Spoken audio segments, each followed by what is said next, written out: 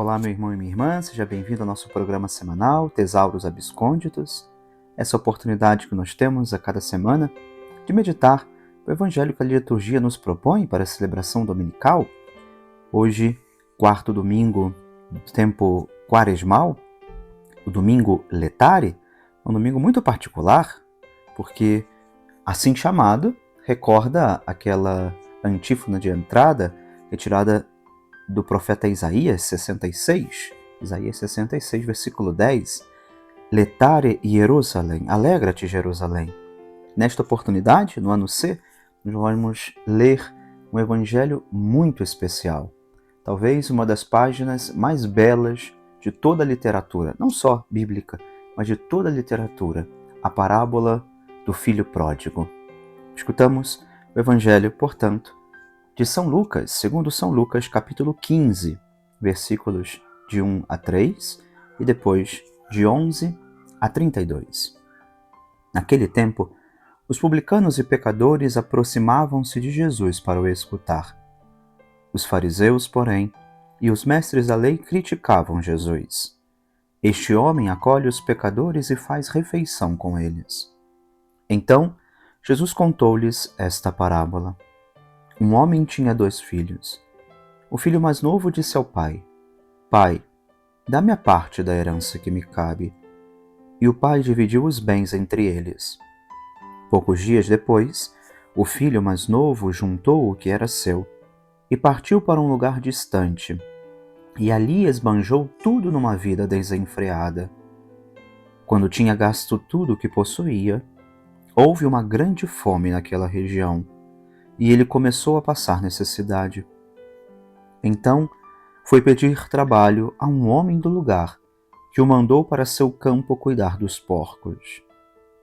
O rapaz queria matar a fome com a comida que os porcos comiam, mas nem isto lhe davam. Então, caiu em si e disse: Quantos empregados do meu pai têm pão com fartura, e eu aqui, morrendo de fome? Vou-me embora. Vou voltar para meu pai e dizer-lhe: Pai, pequei contra Deus e contra ti. Já não mereço ser chamado teu filho. Trata-me como a um dos teus empregados. Então ele partiu e voltou para seu pai. Quando ainda estava longe, seu pai o avistou e sentiu compaixão. Correu-lhe ao encontro, abraçou-o e cobriu-o de beijos. O filho então lhe disse: Pai, pequei contra Deus e contra ti. Já não mereço ser chamado teu filho. Mas o pai disse aos empregados: Trazei depressa a melhor túnica para vestir meu filho, e ponde um anel no seu dedo e sandálias aos pés. Trazei um novilho gordo e matai-o. Vamos fazer um banquete, porque este meu filho estava morto e tornou a viver. Estava perdido e foi encontrado. E começaram a festa. O filho mais velho estava no campo. Ao voltar, já perto de casa, ouviu música e barulho de dança. Então chamou um dos criados e perguntou o que estava acontecendo. O criado respondeu: É teu irmão que voltou. Teu pai matou o novilho gordo porque o recuperou com saúde. Mas ele ficou com raiva e não queria entrar. O pai, saindo, insistia com ele. Ele, porém, respondeu ao pai: Eu trabalho para ti há tantos anos e jamais desobedeci a qualquer ordem tua. E tu nunca me deste um cabrito para eu festejar com meus amigos. Quando chegou esse teu filho, que esbanjou teus bens com prostitutas, matas para ele o novilho cevado. Então o pai lhe disse: Filho, tu estás sempre comigo, e tudo o que é meu é teu. Mas era preciso festejar e alegrar-nos, porque este teu filho estava morto e tornou a viver. Estava perdido e foi encontrado. Caros irmãos, esse evangelho tão belo, essa página da Sagrada Escritura tão particular, tão especial. Na verdade, o capítulo 15 de São Lucas, do Evangelho segundo São Lucas, traz essas 3 parábolas da misericórdia, mas o ápice deste evangelho, o ápice, melhor, deste capítulo é precisamente esta parábola do filho pródigo que hoje nós escutamos. Poderíamos falar muitas coisas, há muitos detalhes a se comentar deste evangelho. A exegese poderia ser profunda e diversa em muitos aspectos do que São Lucas nos apresenta nessa história, nessa parábola que Jesus nos conta. Mas gostaria de destacar pelo menos dois aspectos para a nossa meditação neste domingo da alegria, nesse domingo em que a penitência se mistura, se mescla com a alegria da Páscoa que está próxima.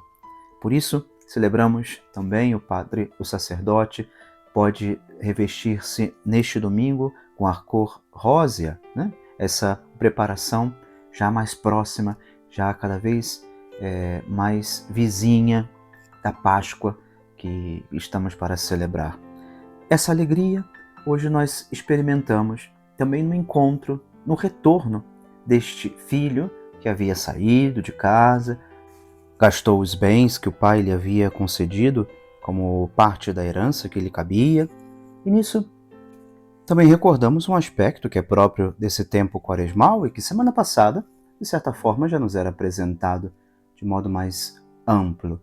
A conversão, esse pedido de perdão, esse retornar para o encontro com Deus, esse converter e voltar o coração para os caminhos do Senhor, tão necessário nesse reconhecimento das nossas misérias, dos nossos pecados. Nós, quando fazemos a penitência pelos pecados cometidos, não simplesmente paramos nesse aspecto.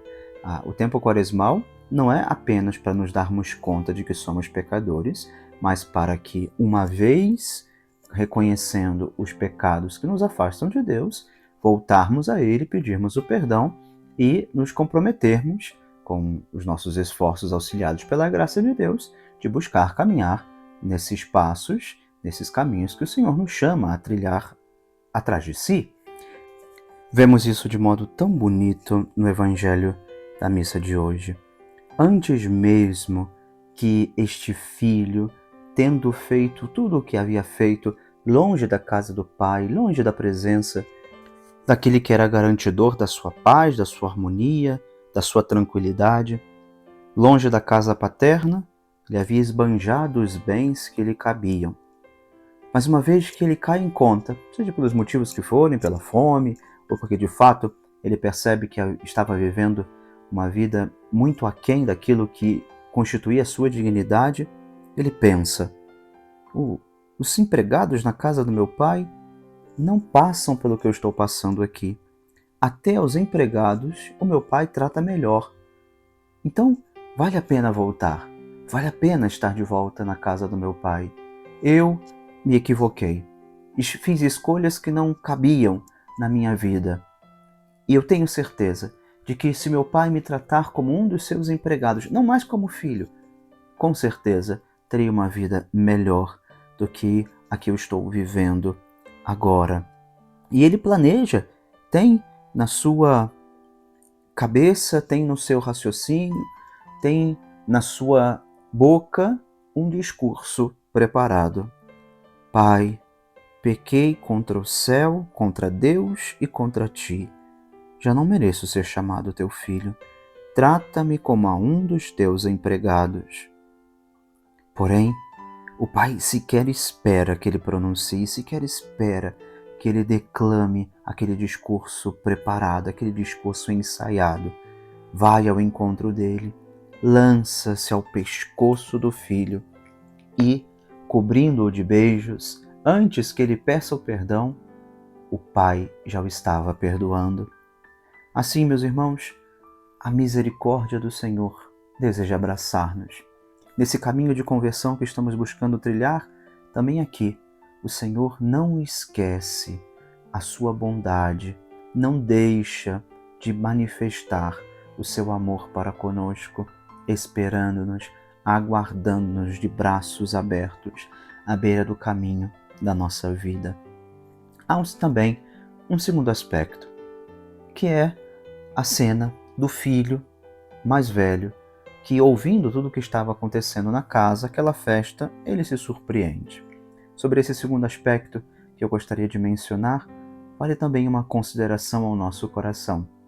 Talvez tenhamos já experimentado a alegria do retorno à casa do Pai, ou talvez sequer em algum momento tenhamos estado tão longe como o filho pródigo esteve. Não sei em que condição nós nos encontramos, porém a tentação do filho mais velho ronda também o nosso coração. A tentação de acreditar que a bondade é sempre maior escala para o outro do que para nós. Que aquilo que o Senhor pede a cada um de nós está sempre muito mais marcada por sofrimento do que a bondade que vemos em tantas ocasiões manifestada na vida dos irmãos.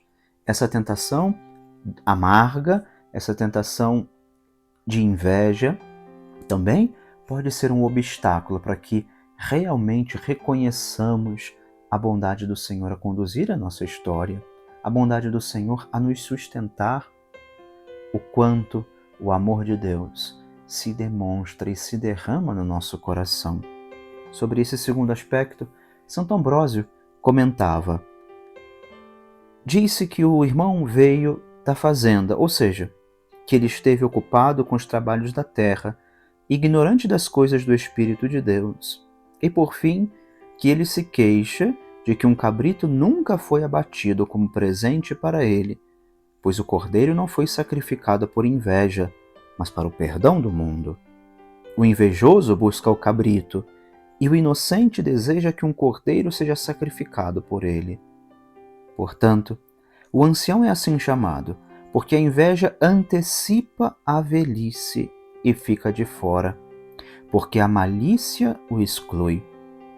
Por essa razão, ele não pode ouvir o coro ou a sinfonia, o que não significa o incentivo lascivo do teatro, mas a concórdia das pessoas que cantam manifestando a doce suavidade de sua alegria pela salvação do pecador. Pois aqueles que se julgam justos ficam indignados quando o perdão é concedido ao pecador que confessa seus pecados. Quem é você, então, para se opor ao perdão dos pecados do Senhor, quando você os perdoa a quem quer? Mas devemos aplaudir a remissão dos pecados após a penitência. Não invejemos aqueles que vêm de terras distantes, pois nós também já estivemos longe. Neste domingo, que possamos retornar com o coração aberto, com a alma provada pela bondade e pela misericórdia do Senhor, nesse encontro com seu abraço misericordioso de Pai. Que Deus vos abençoe e vos guarde. Em nome do Pai, e do Filho, e do Espírito Santo. Amém.